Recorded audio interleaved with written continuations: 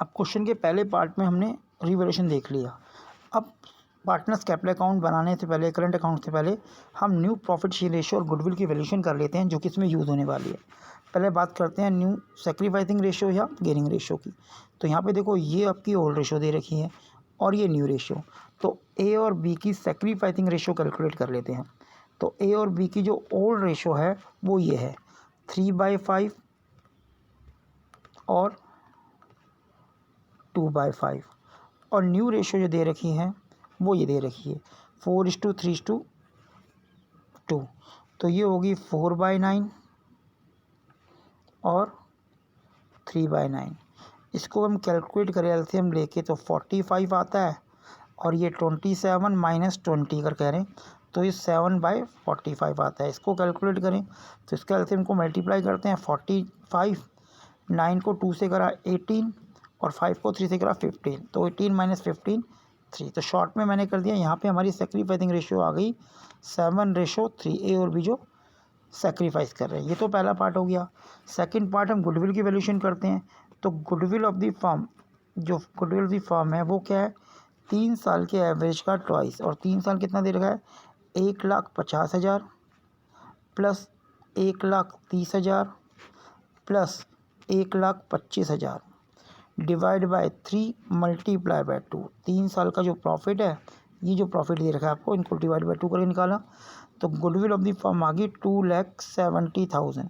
अब ये तो पूरी फर्म की गुडविल है। इसमें सी का जो शेयर है वो 1/4 शेयर के लिए लेके, अगर हम यहाँ देखें तो ये 2/9 शेयर बनता है। सी का शेयर जो गुडविल बनते हैं, तो इसका 2/9 हम कैलकुलेट कर लेते हैं। वो सी के शेयर ऑफ प्रीमियम है, 2/9 कैलकुलेट करा तो हमारा जो अमाउंट इससे निकल के आया वो 60,000 है, और ये अपना प्रीमियम गुडविल लेके आ रहा है।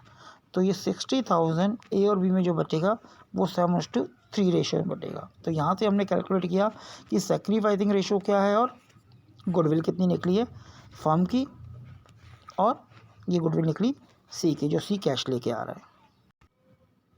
अब हम बात करते हैं पार्टनर से कैपिटल अकाउंट के अंदर, क्योंकि ये कैपिटल फिक्स्ड है तो कैपिटल अकाउंट भी बनेगा और करंट अकाउंट भी। और कैपिटल अकाउंट के अंदर हमें पता है जब कैपिटल फिक्स्ड होती है तो केवल जो ऑनर पार्टनर कैपिटल लेके आते हैं वो रिकॉर्ड करते हैं। तो पहले तो बैलेंस बीडी आ जाएगा, जो हमें इनका बैलेंस बीडी गिवन है, जो कि ये गिवन है 3 लाख और 1.5 लाख।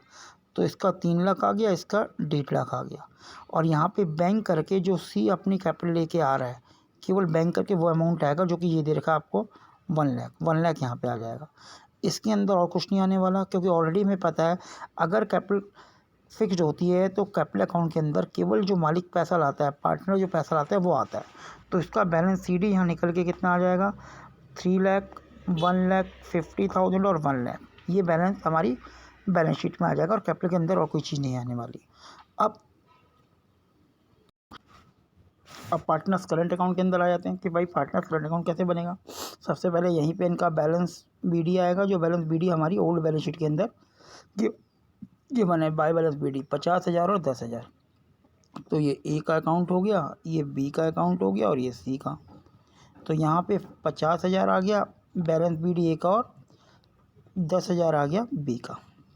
फिर अगला पॉइंट क्या आएगा, जो बैलेंस शीट के अंदर रिजर्व ऐसे डिस्ट्रीब्यूट कर दो 60,000 को 3:2 रेशो में। तो जनरल रिजर्व आ गया। अब इनके अंदर जनरल रिजर्व कितना कितना आ गया, अगर 3:2 में 60 को डिवाइड करोगे तो 36,000 आ जाएगा और 24,000 आ जाएगा। अगले पॉइंट में आते हैं, यहाँ गुडविल दे रखा है 50,000, ये राइट ऑफ होगा। तो ये ए, बी और सी।